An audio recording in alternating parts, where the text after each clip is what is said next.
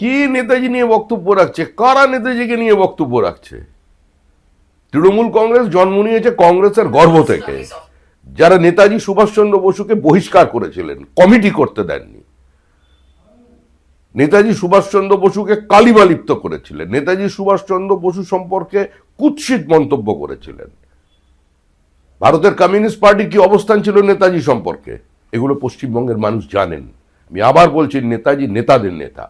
শ্যামাপ্রসাদ মুখার্জির ওপরে আক্রমণ করেছিল ফরওয়ার্ড ব্লকের গুন্ডারা। আমি নেতাজির নাম কোথাও বলিনি।